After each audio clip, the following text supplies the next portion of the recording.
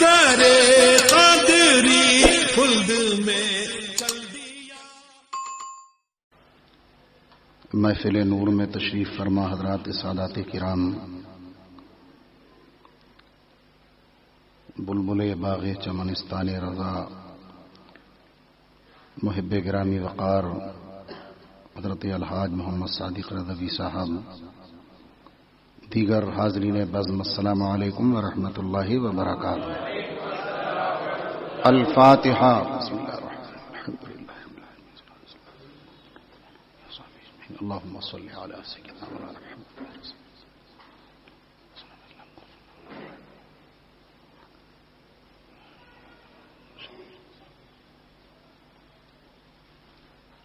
سرکار غوث پاک خواجہ غریب نواز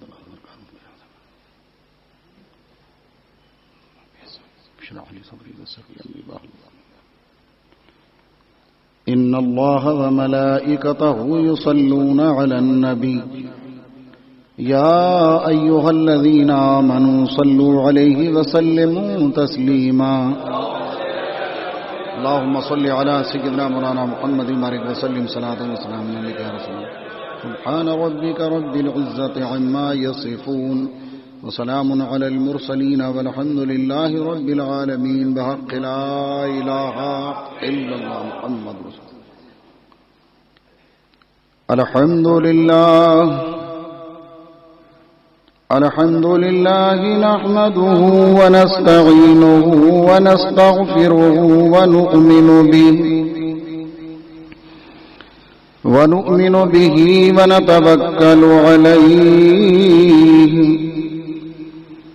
ونعوذ بالله من شرور أنفسنا ومن سيئات أعمالنا، من يهده الله فلا مضل له ومن يضلله فلا هادي له، ونشهد أن لا إله إلا الله وحده لا شريك له، ونشهد أن سيدنا ونبينا ومولانا محمدا عبده ورسوله، أما بعد فأعوذ بالله من الشيطان الرجيم، بسم الله الرحمن الرحيم۔ يا أيها الناس قد جاءكم برهان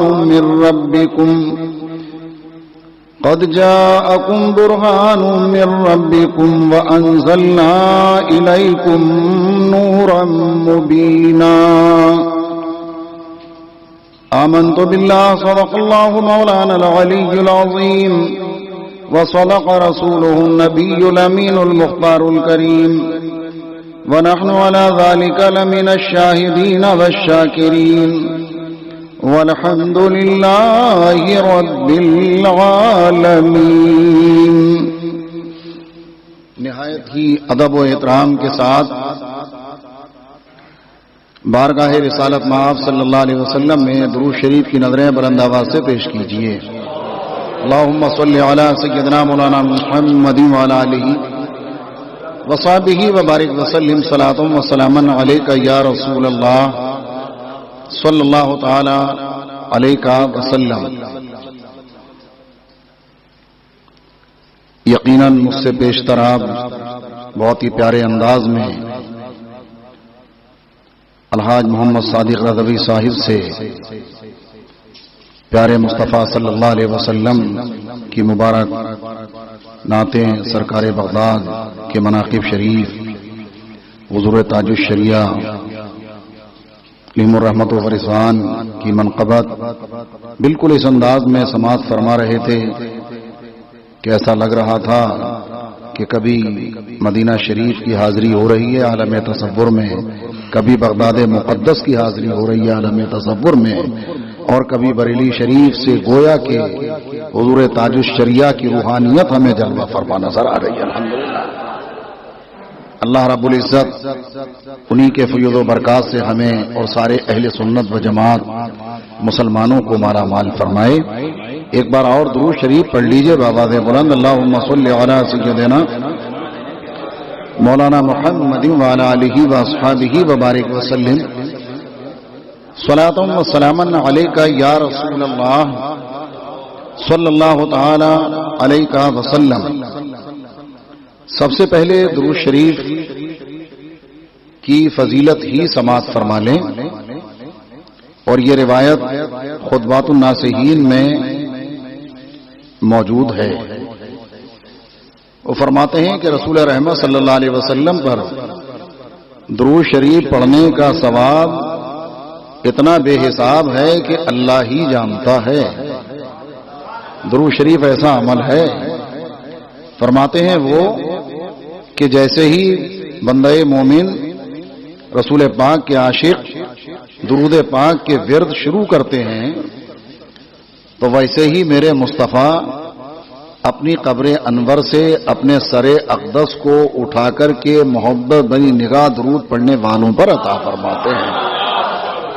یعنی اور ساری برکتیں تو اپنی جگہ ہیں، آپ ذرا سوچئے تو وہ نتیجے کے طور پر نیچے فرماتے بھی ہیں کہ اب دیکھو کتنا بے حساب ثواب ہوگا کہ آدمی اگر 100 مرتبہ درود پڑھے تو 100 مرتبہ میرے مصطفیٰ محبت کی نظر سے ملاحظہ فرمائے، اور 1000 بار درود پڑھے تو 1000 بار میرے مصطفیٰ کی نگاہ محبت کا وہ حقدار بنتا ہے نا۔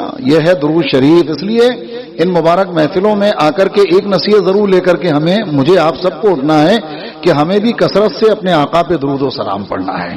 جیسے ہم اور وقت بیکار گزارتے ہیں الٹی سیدھی باتوں میں نہ گزاریں، اپنے آقا پہ درود شریف پڑھتے رہا کریں۔ راستے میں چل رہے ہیں سرکار پر درود شریف پڑھتے پڑھتے چلیں، دیکھو کتنا ہو جائے گا۔ اللہ تعالیٰ مجھے آپ سب کو درود و سلام کثرت سے پڑھنے کی توفیق عطا فرمائے۔ ذرا ایک بار پڑھیے تو بآواز بلند درود شریف، اللہم صلی علی سیدنا مولانا محمد بارک وسلم صلاۃ و سلام علیک یا رسول اللہ۔ اور آپ نے دیکھا کہ ساجد بھائی نے واقعی بھائی اپنے مرشد سے جو محبت ہے نا قابل رشک ہے، الحمدللہ ہے نا، قابل رشک محبت ہے۔ اور یاد رکھیں پیر سے سچی محبت کے بعد ہی کچھ مل پاتا ہے نا، آپ سمجھ لیجئے۔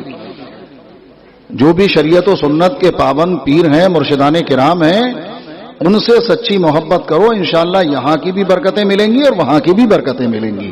ہم سبوں کو اپنے مرشدان کرام علیم الرحمت و رضوان سے سچی محبت رکھنے کی توفیق عطا فرمائے۔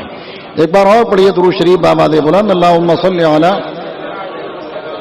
سیدنا مولانا محمد بارک وسلم صلاۃ و سلام علیک یا رسول اللہ صلی اللہ تعالی علیہ وسلم۔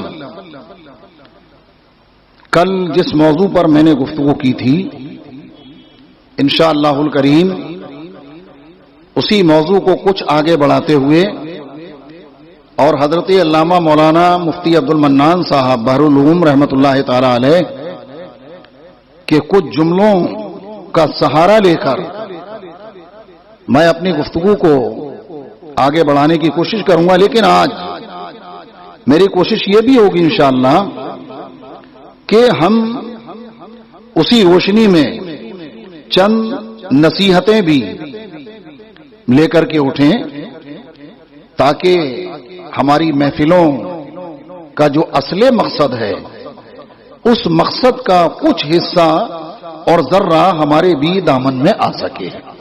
ان محفلوں کے سجانے کا یہی مقصد ہے بھائی، کوئی نہ ذاتی معاملہ ہے نہ کوئی سیاسی معاملہ ہے، بس ایک تو مقصد یہ کہ اللہ کے حبیب اللہ رب العزت اور اس کے محبوب صلی اللہ علیہ وسلم اور ان کے محبوبان بارگاہ بندوں سے محبت سے سینے ہمارے مدینہ ہو جائیں، سب سے بڑی چیز یہ اسی لیے۔ اور دوسری چیز کچھ ہم سیکھ کر کے جائیں، اٹھیں سیکھ کر کے دوسروں کو بتائیں تاکہ وہ نیکیاں کرنے کا انہیں بھی موقع ملے، یہ ہمارا سب سے بڑا مقصد ہے۔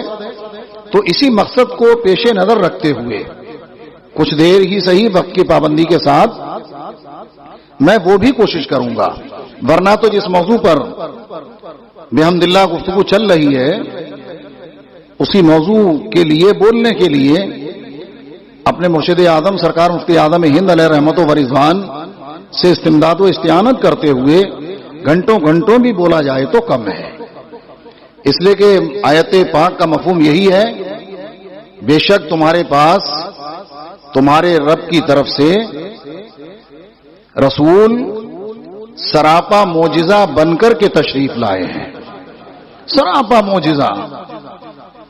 اس کا مطلب یہی ہے کہ اللہ نے اپنے محبوب پاک صلی اللہ علیہ وسلم کو سراپا کمالات، بلکہ یوں کہوں تو بیجا نہ ہوگا کہ کمالات کی جان اور کمالات کی معراج بنا کر کے دنیا میں بھیجا ہے. اس لیے کوئی بھی کمال، کوئی بھی خوبی، کل بھی میں نے عرض کیا، آج بھی میں عرض کروں، ایسی نہیں ہے کہ وہ مصطفیٰ پیارے کے دامن کو چھوڑ دے اور خوبی رہ سکے. خوبی کو اگر خوبی رہنا ہے، کمال کو اگر کمال رہنا ہے تو مصطفیٰ کے دامن رحمت سے لگنا پڑے گا. کوئی یہ نہ سمجھے کہ کسی کمال کی وجہ سے میرے مصطفیٰ کو بلندی ملی ہے، بلکہ حقیقت تو یہ ہے کہ سارے کمالات کو اگر بلندی ملی ہے تو مصطفیٰ کے دامن رحمت سے لگنے کی وجہ سے ملی ہے. چاہے وہ حسن کا کمال ہو، چاہے وہ سخاوت کا کمال ہو، چاہے وہ شجاعت کا کمال ہو، چاہے وہ نبوت کا کمال ہو، چاہے وہ ولایت کا کمال ہو، چاہے دنیاوی کمال ہو اور چاہے دینی کمال ہو، ہر کمال کو اگر رفعت و بلندی ملی ہے، مل رہی ہے، ملے گی تو مصطفیٰ کے دامن رحمت سے وابستہ ہونے کے بعد. اعلیٰ حضرت نے فیصلہ فرما ہی دیا، وہ جو نہ تھے تو کچھ نہ تھا، وہ جو نہ ہو تو جان ہے، وہ جہان کی جان ہے تو جہان ہے. اور واقعی اس شعر کی تشریح تو مجھے آج نہیں کرنا ہے، لیکن اعلیٰ حضرت نے بھی دیکھیے نا کیسی جگہ استعمال کیا. دیکھیے فرماتے ہیں وہ کمال حسن حضور ہے. اب غور تو کیجئے کبھی، یہ نہیں فرمایا کہ صرف حضور کا حسن، بلکہ وہ کمال حسن حضور ہے کہ گمانے نقص جہاں نہیں. آپ یعنی صرف حسن نہیں بلکہ حضور کے حسن کا کمال. آپ ذرا سوچئے تو صحیح. ارے بھائی صرف حسن ہی فرما دیتے تو بھی رسول پاک کے حسن کا یہ عالم ہے کہ چاند بھی مصطفیٰ کے حسن سے خیرات مانگتا ہے، سورج کو بھی مصطفیٰ کے حسن کی خیرات ملی ہے. یوں ہی فرما دیتے، لیکن فرماتے ہیں کہ حضور کے اور سارے اوصاف حمیدہ تو اپنی جگہ، یہ حسن کا بھی معاملہ ہے نا، یہ حسن بھی حضور کا ایسے کمال کو پہنچا ہوا ہے کہ جسے بھی گویا حسن کا کمال ملا ہے، ملے گا، مل رہا ہے، سب مصطفیٰ کے حسن پاک کے صدقے میں مل رہا ہے. میں نے کہا نا کہ کوئی بھی حسن، کوئی خوبی، کوئی کمال جب تک کمال رہ ہی نہیں سکتا، اگر اسے کمال رہنا ہے تو مصطفیٰ کے دامن رحمت سے لگنا پڑے گا. حضرت بحرالعلوم تحریر فرماتے ہیں، آخری جملہ صرف میں عرض کروں گا کہ مشیت ربی تو یہی ہے، یعنی اللہ رب العزت تو چاہتا ہی ہے کہ دنیاوی کمالات یا دینی کمالات، کسی بھی کمال میں کوئی میرے محبوب سے آگے بڑھ ہی نہ سکے. آپ سمجھ رہے ہیں نا، یہ تو ان کا وہابیوں دیوبندیوں کا گمراہ کن عقیدہ ہے، گمراہ گھر ہیں وہ، کہ وہ کہتے ہیں معاذ اللہ کہ بالکل امتی نبی سے اعمال میں آگے بڑھ سکتا ہے. معاذ اللہ، آپ ذرا سوچئے تو صحیح کتنا برا عقیدہ ہے. امتی نبی سے عمل میں آگے بڑھ سکتا ہے، معاذ اللہ.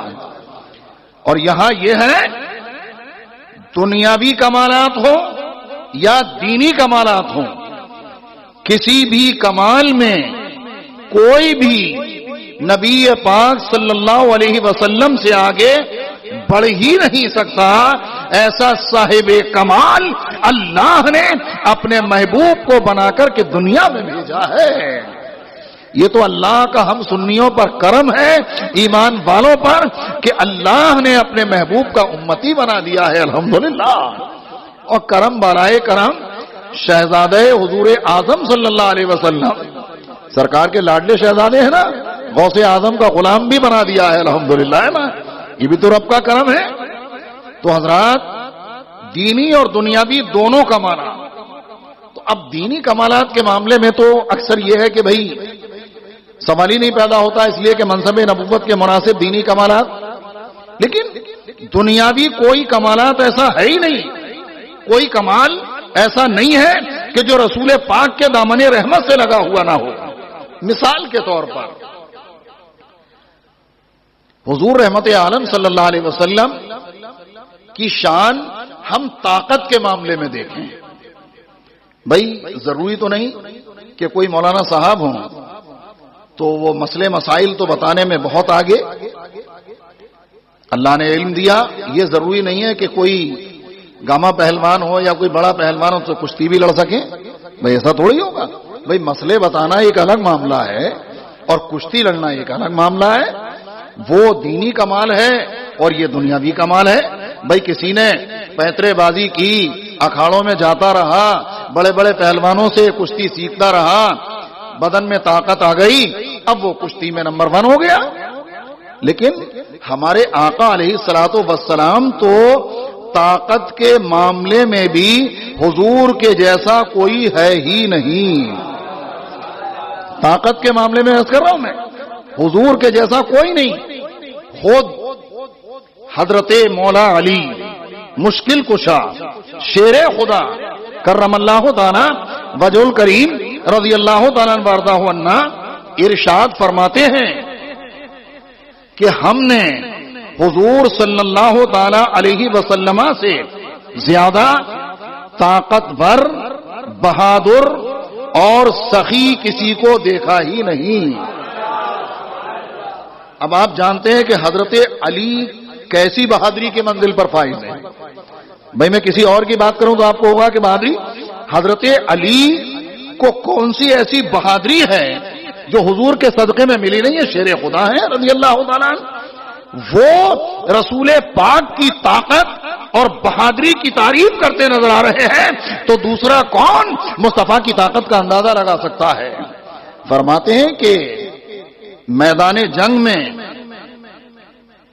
رسول پاک صلی اللہ علیہ وسلم کے برابر میں، آپ ذرا سوچئے، مولا علی فرماتے ہیں رسول پاک کے برابر میں کھڑے ہو کر کے جنگ کرنا کوئی آسان نہیں تھا.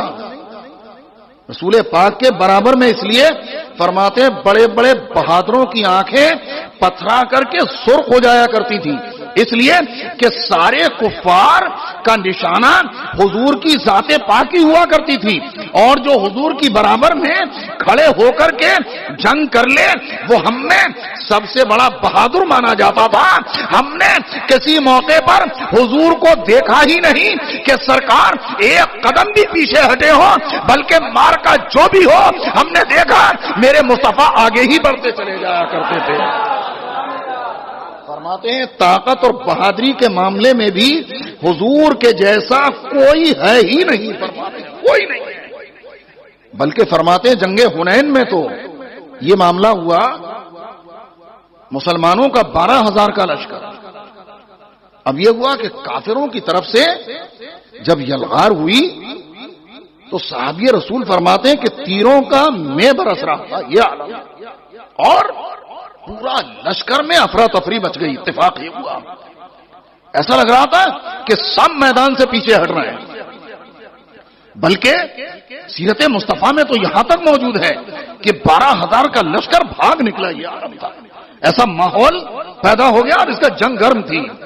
لیکن راوی حدیث فرماتے ہیں کہ ہم نے دیکھا حضور علیہ الصلوۃ والسلام اس موقع پر سفید رنگ کا خچر شریف تھا، سواری حضور کی، اس پر سوار تھے سرکار حضرت حارث بن سما رضی اللہ تعالیٰ عنہ، سرکار کے سواری شریف کی لگام کو تھامے ہوئے تھے، اور حضور ایسے موقع پر سارے لوگ بھاگ رہے تھے، لیکن میرے سرکار یہ کہتے ہوئے آگے بڑھ رہے تھے یہ جھوٹ نہیں ہے کہ میں اللہ کا نبی ہوں، عبد المطلب کا بیٹا ہوں. ہم نے دیکھا سارے لوگ ہٹ رہے تھے، میرے مصطفیٰ کفار کی طرف آگے بڑھتے چلے جا رہے تھے.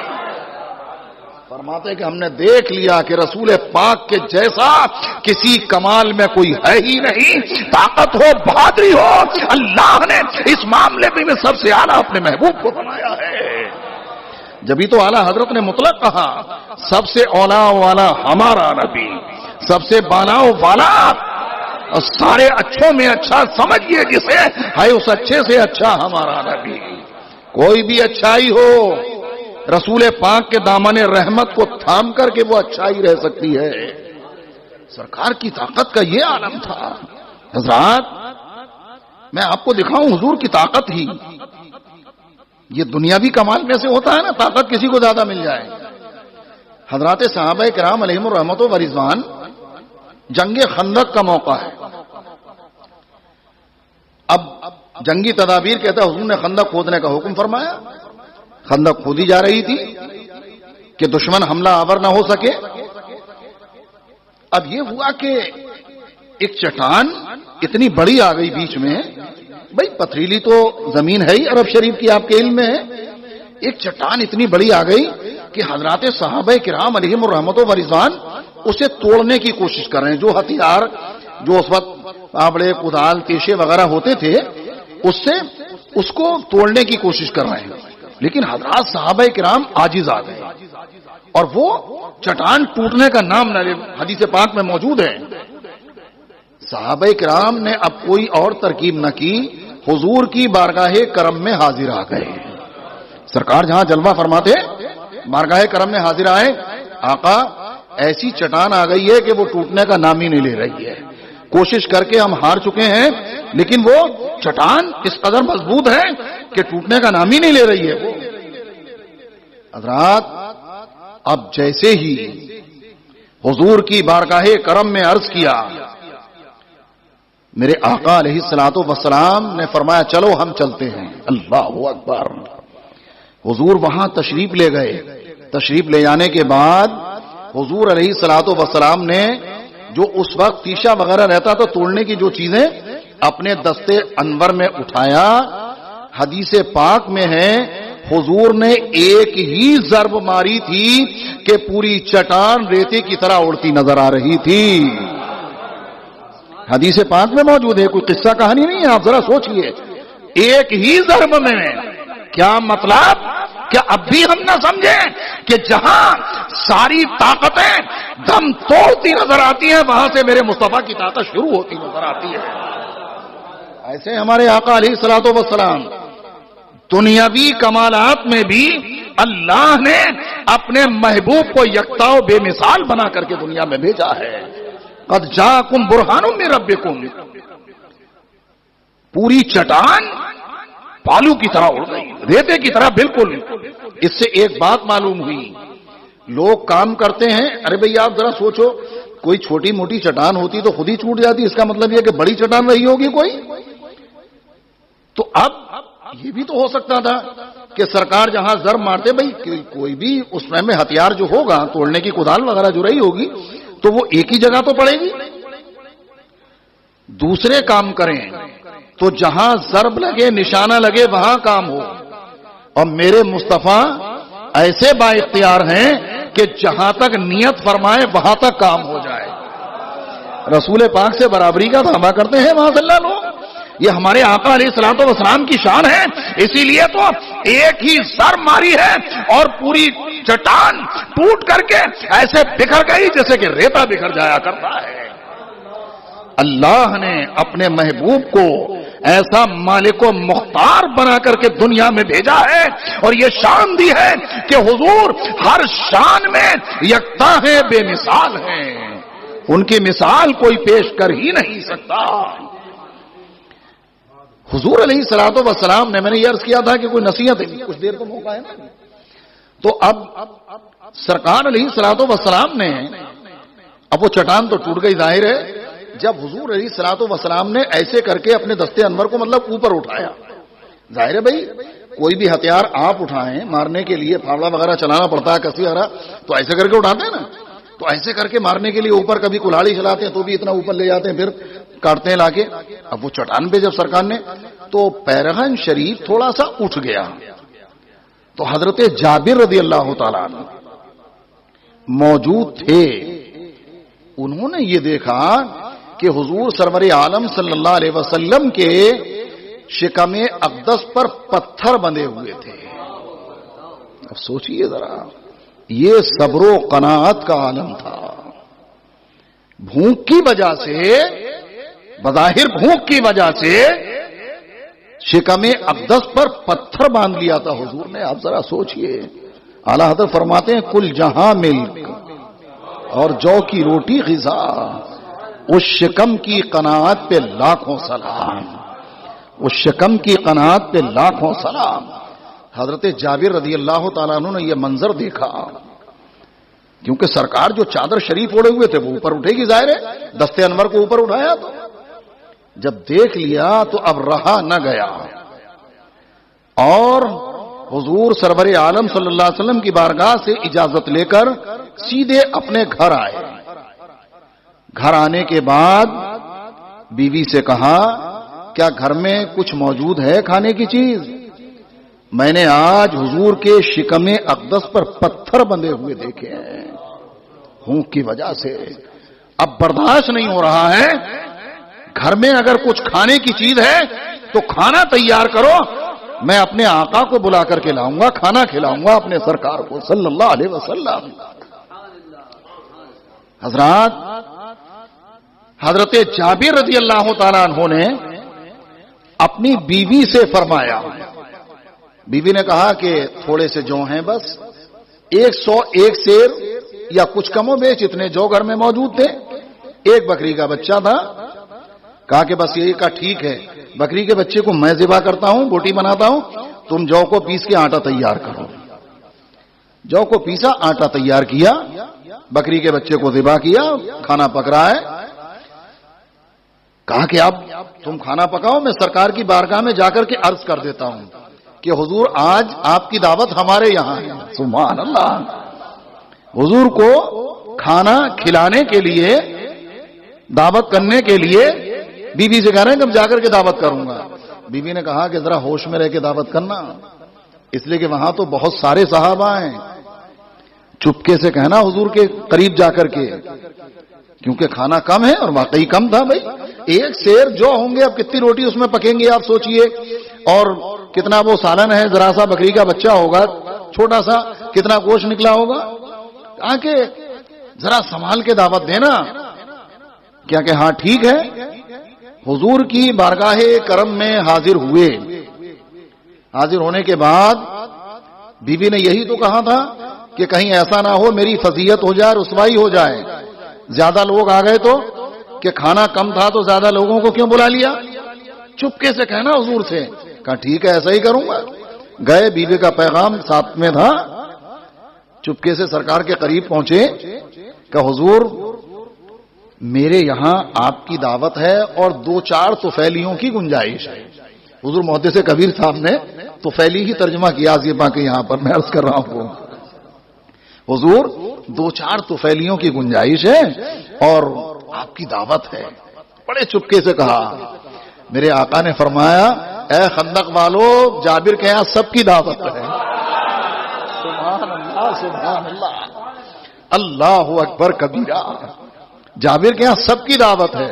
میں چلو چلو جابر کے یہاں سب کی دعوت ہے. اللہ اکبر. کتنے صحابہ کرام ہوں گے علیم الرحمت و رضوان، سب کی دعوت. میں دعوت کو تو یہیں روکوں گا، اس واقعے کو تو یہیں روکوں گا. میں نے عرض کیا ہے نا کہ ہم کچھ اس ضمن میں تھوڑی سی نصیحتیں حاصل کرنے کی کوشش کریں گے، اور میں کوشش کروں گا کہ من وان چند باتیں اس تعلق سے. اس میں کئی چیزیں معلوم ہوئی.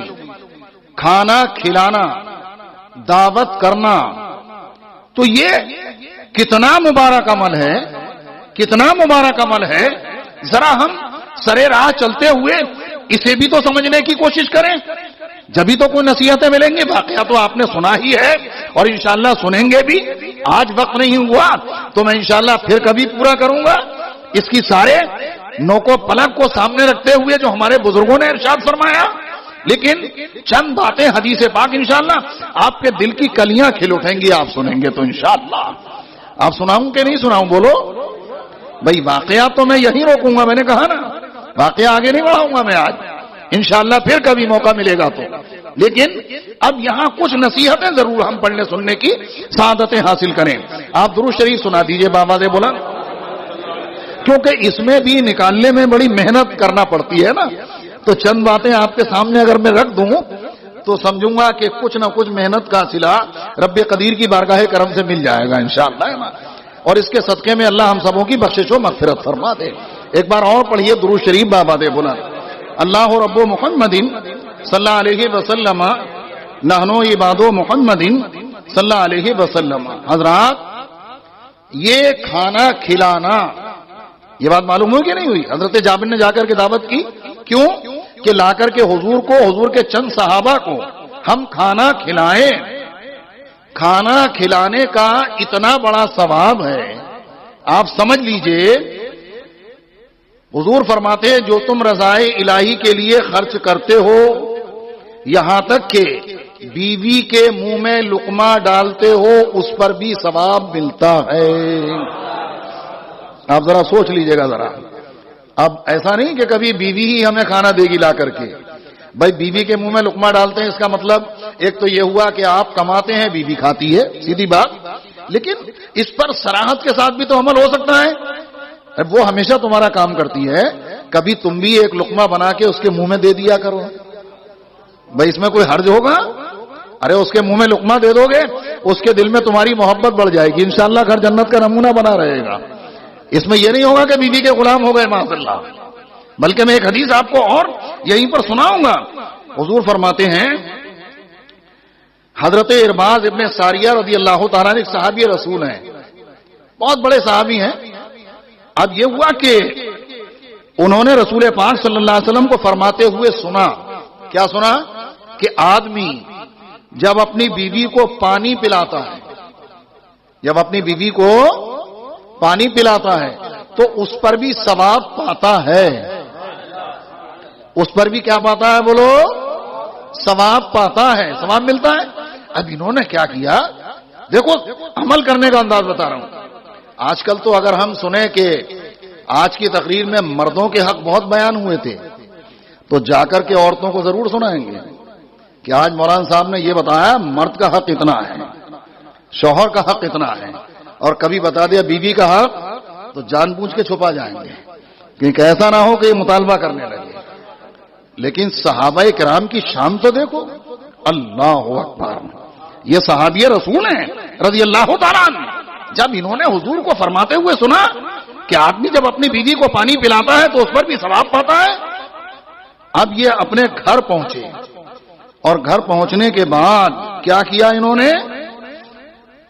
وہ خود فرماتے ہیں، یہی حدیث پاک کے راوی وہی ہیں، فرماتے کہ میں اپنی اہلیہ کے پاس آیا، اللہ اکبر، اپنی بیوی کے پاس آئے اور میں نے آتے ہی پانی پلایا. سبحان اللہ. آتے ہی میں نے اپنی بیوی کو پانی پلایا، اور فرماتے ہیں پھر میں نے مصطفیٰ کی حدیث بھی سنا دی. سبحان اللہ سبحان اللہ. دیکھیے پہلے عمل کیا. آپ دیکھ رہے ہیں نا، پہلے یہ نہیں کہ پہلے سرکار کا فرمان سنایا، بلکہ پہلے جا کر کے اپنی بیوی کو پانی پلایا، اور پانی پلانے کے بعد میں نے رسول پاک کی حدیث بھی سنا دی کہ جو اپنی بیوی کو پانی پلاتا اللہ اسے ثواب عطا فرماتا ہے. حضور نے فرمایا مطلق ثواب تو کتنا ملتا ہوگا ہم اور آپ اندازہ بھی نہیں کر سکتے. بولو بھائی یہ ثواب بھی کمانے کی کوشش کریں گے کہ بھی نہیں کریں گے؟ بولو.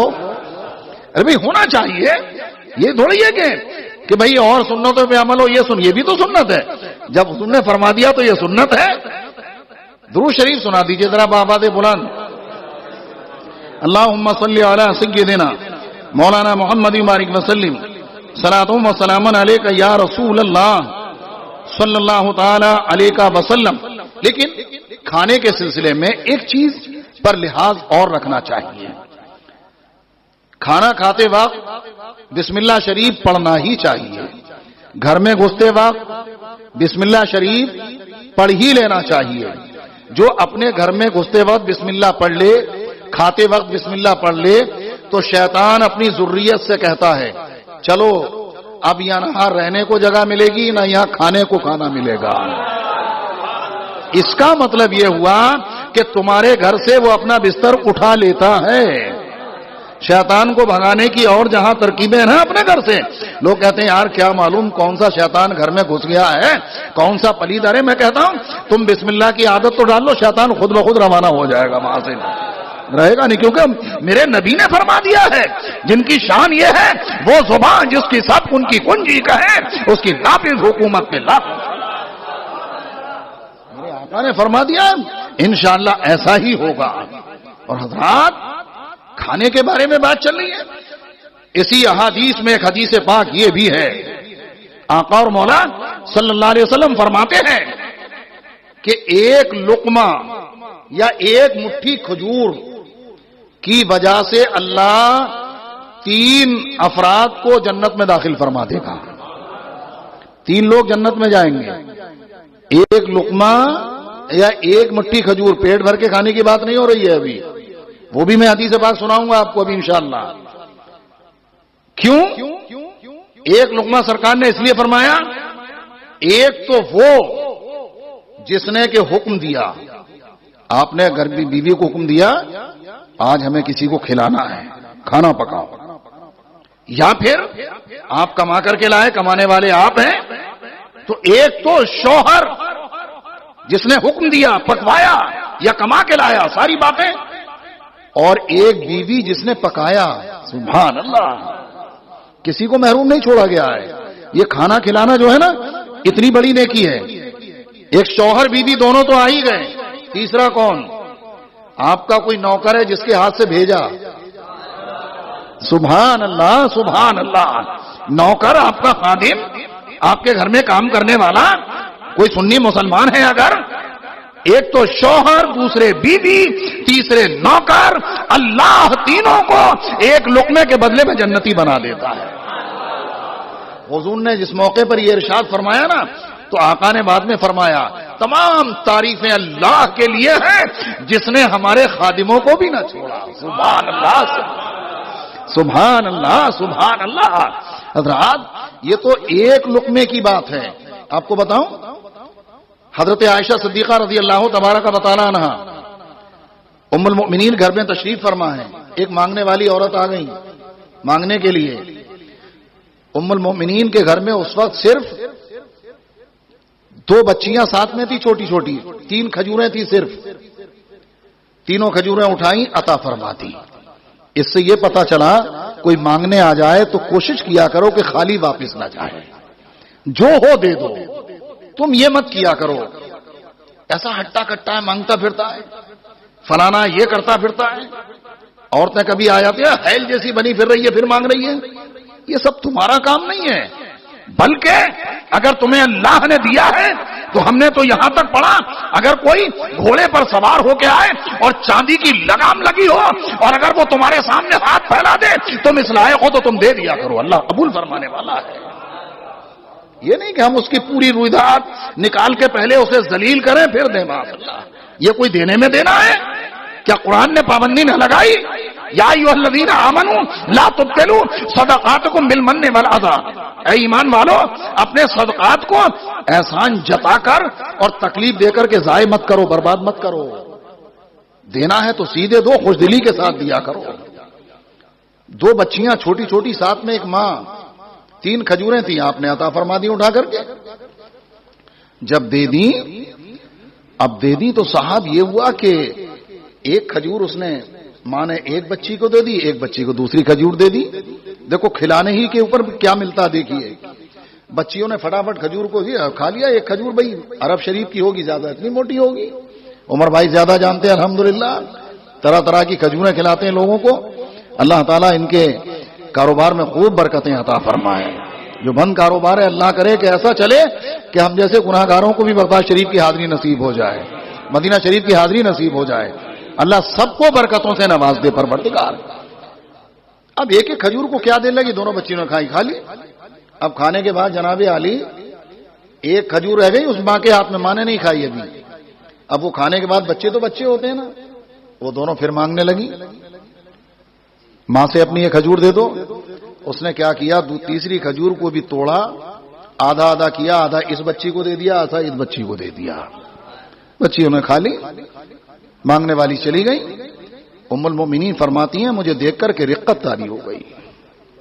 اپنے منہ میں کچھ نہیں رکھا، دوسروں کو کھلا دیا. آپ ذرا دیکھیے، غور کیجیے گا، بھلے بچیاں ہی ہیں، کھلا دیا. سرکار اعظم علیہ الصلوۃ والسلام گھر میں تشریف لائے. اس وقت سرکار تشریف فرما نہیں تھے. جب سرکار تشریف لائے تو میں نے یہ سنایا. ام المؤمنین فرماتی ہیں کہ میں نے ایسا ایسا دیکھا. تو حضور نے برجستہ فرمایا ان دونوں بچیوں کی وجہ سے اللہ نے اس عورت کے لیے جنت کو واجب فرما دیا ہے. حدیث پاک میں یہ جنت کو واجب فرما دیا ہے ایک راوی کہتے ہیں یا حضور نے یہ فرمایا کہ ان دونوں بچیوں کی وجہ سے اللہ نے اس عورت کو جہنم سے آزاد فرما دیا ہے. دونوں میں جو بھی حضور نے فرمایا. آپ ذرا سوچئے 3 کھجوروں کا یہ عالم ہے کھلانے کا, تو کسی کو پیٹ بھر کے کھلانے کا عالم کیا ہوگا. میں آپ کو یہ بتانے کی کوشش کر رہا ہوں, اس نیکی کو معمولی مت سمجھنا. آپ یہ کھانا کھلانا جو ہے نا, یہ کوئی معمولی نیکی نہیں ہے. یہ اتنی بڑی نیکی ہے کہ آدمی اس کے بارے میں اگر پڑھ لے تو واقعی لگے گا کہ اللہ جتنا دے بس دوسروں کو کھلانے میں صرف کرتے چلے جاؤ. اور سرکار بغداد کی محفل ہے رضی اللہ تعالیٰ, یہ سرکار بغداد کی محفل ہے الحمدللہ. کیا حضور غوث اعظم کا ذکر نہ ہو تو محفل ادھوری تو رہے گی آج, اس لیے کہ ان سے منسوب ہے نا. حالانکہ ان کے نانا جان کا ذکر ہو رہا ہے, یقیناً ان کا ذکر ہوگا اس سے بھی زیادہ نانا جان کے ذکر پر نوازتے نظر آئیں گے, ہمیں امید ہے. حضرات سرکار بغداد فرماتے ہیں ایک موقع پر, میں نے نیکیوں کو کھنگالا, میں نے نیکیوں کو کھنگالا, مجھے 2 نیکی بڑی عظیم نظر آئی. مفہوم میں عرض کر رہا ہوں سرکار بغداد کے فرمان کا. کون کون سی نیکی ہیں حضور؟ ارشاد فرماتے ہیں ایک تو لوگوں کو کھانا کھلانا, سرکار غوث پاک رضی اللہ عنہ کا فرمان ضیاء علی شان موجود ہے. ایک تو لوگوں کو کھانا کھلانا اور دوسرے لوگوں سے اچھے اخلاق سے پیش آنا. یہ 2 نیکیاں سرکار بغداد فرماتے ہیں کہ بہت مجھے پسند ہیں, اور فرماتے ہیں کہ اگر میرے پاس ساری دنیا کی دولت آ جائے تو ساری دولت لوگوں کو کھانا کھلانے پہ خرچ کر ڈالوں. سبحان اللہ سبحان اللہ. آپ ذرا دیکھیے نا کیسی تمنا کو اللہ نے ان کی پوری فرمایا ہے. 11ویں کے نیاز ہو, غریب بھی کھا رہا, امیر بھی کھا رہا الحمدللہ. اور صرف ایک ہی مہینے 11ویں نہیں ہوتی, ہر مہینے 11ویں الحمدللہ. اپنے گھر نہ مل سکے, اے ہے سبحان اللہ سبحان اللہ. دیکھو بھائی وہاں حاضری ہوتی ہے تو یہ باتیں معلوم ہوتی ہے. دعا کیجئے کہ اللہ ہم جیسوں کو بھی حاضری نصیب فرما دے. اللہ ہم جتنے یہاں موجود ہیں اور جو دور سے سننا ہے سارے سنیوں کو سرکار غوث پاک کی بارگاہ رحمت کی حاضری نصیب فرمائے, اور حضور غوث پاک رضی اللہ تعالیٰ عنہ کے سپنے مدینہ شریف کی حاضری بھی اللہ سب کو نصیب فرمائے. حضرات 11ویں شریف آپ دیکھیں نا, میں عرض کر رہا تھا اس سے بھی بڑی بات بتائیے. ابھی 11ویں شریف ہوتی ہے, ہر مہینے 11ویں شریف, اور 11ویں شریف کا تو اتنا رواج ہے, شہری نہیں گاؤں گاؤں میں 11ویں شریف ہوتی ہے الحمدللہ, ہے نا. خانقاہ میں 11ویں شریف ہوتی ہے الحمدللہ. ہفتے بھر لڈو کھانے کو نہ ملے لیکن 11ویں شریف ہو رہی ہے, لڈو میں فاتحہ ہو رہی ہے مسلمانوں کا. اب ذرا سوچئے تو صحیح, 11ویں شریف کے پاس گھروں میں جنہوں اللہ نے دیا ہے کیسی کیسی نعمتیں تیار کراتے ہیں, اور ہم جیسے فقیر بھی پہنچ جاتے ہیں تو غوث پاک کا صدقہ کھاتے ہیں الحمدللہ. یہ تو یہاں کی بات ہے. تو سرکار غوث پاک رضی اللہ تعالیٰ عنہ کی بارگاہ نور کا عالم کیا ہوگا, وہاں کا کیا عالم ہوگا. تو عمر بھائی تو الحمدللہ بار بار جاتے ہیں الحمدللہ. اللہ انہیں بار بار جانا, دوسروں کو لے جانا نصیب فرمائے خیر کے ساتھ. اور اس میں جو دشواریاں ہیں اللہ ان کی ساری دشواریوں کو دور فرما دے, اللہ خوب آسانیاں پیدا فرما دے. حضرات ابھی بتایا نا, آپ نے سن ہی لیا ہوگا, میں مائک پر بتا رہا ہوں اس لیے زور سے بتاؤں. فرماتے ہیں سرکار بغداد کی بارگاہ میں تو کھلانے کی شان آج بھی یہ ہے کہ سال کے 365 دن لنگر جاری رہتا ہے الحمدللہ. یعنی ظاہری حیات میں تو کھلا ہی رہے تھے, اپنے روزہ انور میں ہے تو بھی کھلا رہے الحمدللہ. کیسی پسند نے کی ہے یہ, تو غوث پاک کی پسند کے لیے ہمیں یہ کام بھی کرنا ہے, اللہ نے دیا ہے تو. غریبوں کا ہمیشہ خیال رکھو, انشاءاللہ یہاں بھی شاد و آباد رہو گے, وہاں بھی شاد و آباد رہو گے. اور دل میں کبھی نیت فطور نہیں آئے دکھاوے کے لیے, لوگ ہمیں سیٹ کہیں گے, بڑا خرچ کرنے والا, کچھ نہیں, صرف اللہ کی رضا کے لیے, صرف اللہ کی رضا کے لیے. آپ 10 روپے دو کسی کو, 20 روپے دو, رضا الہی کے لیے. آپ 100 کے لائق ہیں, 500 کے لائق ہیں. اور میں تو آپ سے ایک بات کہتا ہوں کہ آپ کسی کو کچھ دے تو نفلی صدقے کی نیت کر لیا کرو ہمیشہ. نفلی صدقہ دینے میں کسی کو کوئی حرج نہیں ہے. ارے بھائی نفل صدقہ اگر آپ نے کسی بطور تحفہ کسی مالدار کو بھی دے دیا تو بھی قبول ہوگا الحمدللہ. تو اس لیے آپ دے ہی رہے ہیں, انما الاعمال بالنیات, اعمال کے ثواب کا دار و مدار نیتوں پر ہے. آپ نفلی صدقے کی نیت کر لیں گے. اور حضور نے ایک موقع پر فرمایا, حدیث پاک کا مفہوم ہے, جب تم صدقہ دیا کرو تو اپنے ماں باپ کی طرف سے نیت کر لیا کرو, اس لیے ماں باپ کو پورا ملے گا, تمہارے ثواب میں کمی نہیں ہوگی. کیوں مطلب نیت نہیں کرتے آپ دے رہے, دل میں نیت کر لو نفل صدقے کا. ارے بھائی فرض جو صدقہ ہوتا ہے جسے زکات کہتے ہیں اس میں مستحق وغیرہ کو دیکھنا ہے, لیکن یہاں تو کوئی معاملہ ہی ایسا نہیں ہے. تو اگر کسی کو کچھ پیش کر رہے ہیں, رسول پاک ناز شریف پڑھنے والوں کو عطا فرماتے تھے, رسول پاک کی سنت سمجھ کے دو گے, سنت کا بھی ثواب ملے گا الحمدللہ, مومن کا دل خوش کرنے کا بھی ثواب ملے گا, صدقہ نافلہ کا بھی ثواب ملے گا. بہت سارے ثواب ایک وقت میں تمہارے نامہ اعمال میں اللہ کی رحمت سے جمع ہو جائیں گے, ہے نا. اپنے رب کی رضا کے لیے خرچ کرو, جو بھی تم رضا الہی کے لیے خرچ کرو گے, ابھی آپ نے اوپر سنا, اللہ اس پر بے پناہ ثواب عطا فرمائے گا. لیکن دکھاوے کی نیت قطن بھی نہیں ہونی چاہیے. درود شریف پڑھ دو تو میں ایک آدھ بات سنا دوں صرف, اس کے بعد ختم. اللہم رب محمد صلی اللہ علیہ وسلم نحنو عباد محمد صلی اللہ علیہ وسلم. دیکھو بھائی, حضور فرماتے ہیں علیہ الصلوۃ والسلام, جس بندے مومن نے اپنے بھائی کو کھانا کھلایا حتیٰ کہ پیٹ بھر دیا, پانی پلایا حتیٰ کہ پیاس کو بجھا دیا, یعنی سیراب کر کے پانی اور پیٹ بھر کے آسودہ کر کے کھانا, یہی دو باتیں معلوم ہوئی نا.